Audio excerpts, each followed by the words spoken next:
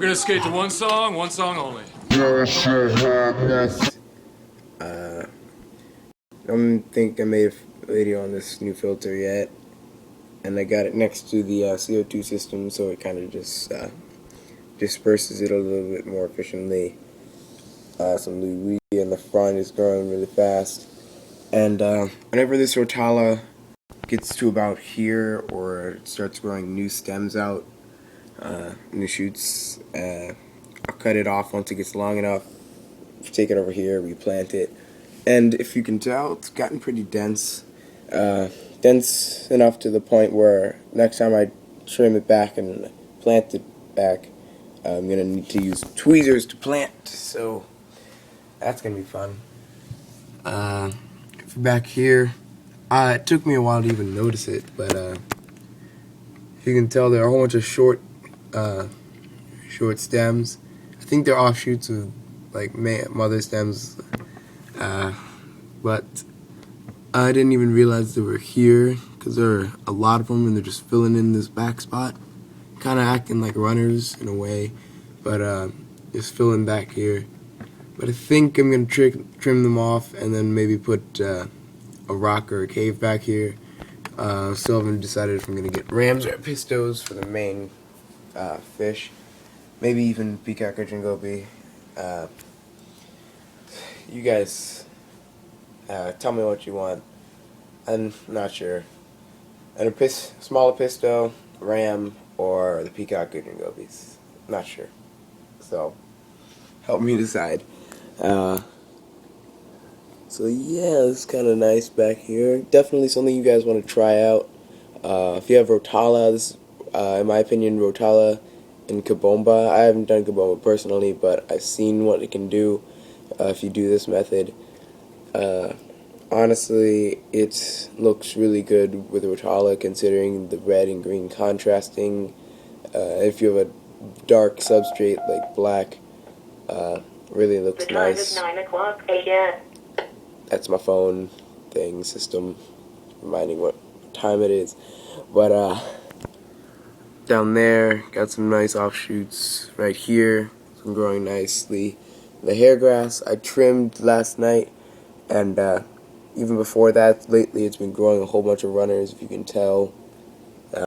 Here's some right here, one still underneath the ground, one over here, and some over there. But the ones in the front have been growing really nicely. I can't really tell about the ones in the back, just because they're in the back and they're kind of right behind the driftwood, so it's kind of hard to see what's going on.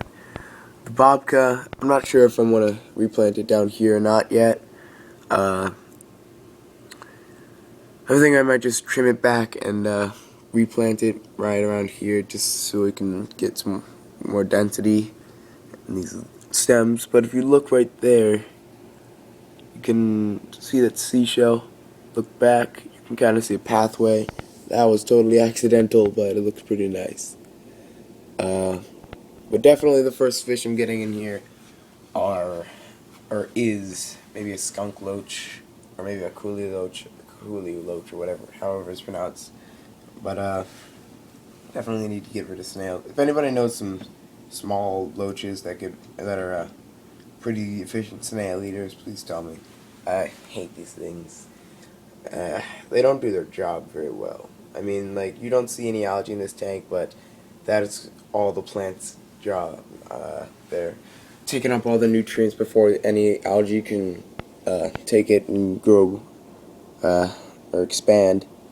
But these snails don't actually help.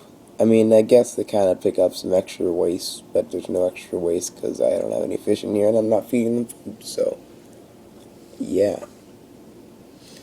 Can't wait to see how this hairgrass and Rotala blend in with each other when the hairgrass starts spreading better, or at least faster. Kind of hoping for a nice little mashup. This area right here is going to be completely hairgrass and Rotala right here. Hairgrass and Rotala right here, just because I can't really stop the hairgrass that much unless I plant a whole bunch of Rotala. And then 2 stems of Ludwigia just randomly there. They were kind of dying when I planted them, but they're definitely coming back. The other thing I want to talk about is stem plants. And the way you want to plant stem plants is at an angle, because I know it's going to look really weird at first, but they grow to the light, which would make sense. And you can see, actually you can't see, I'm not sure, but whatever. This stem right here, if you can see it's bending, it's because if it hadn't bent, it would be underneath another stem. And that's kind of why some stems split off, get more light. Let's go back here.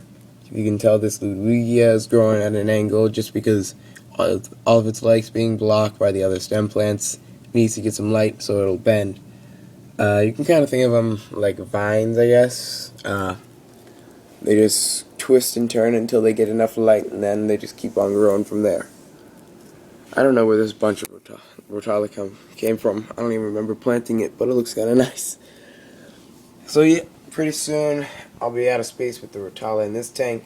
Then I'll start cutting from here, bring it upstairs, and once I have too much upstairs, I guess, I don't know, put them in the 29 gallon over there, and then once I just have too much, period, I guess you guys can have some.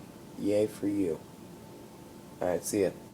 Get rejected, swallow sadness, send some faxes.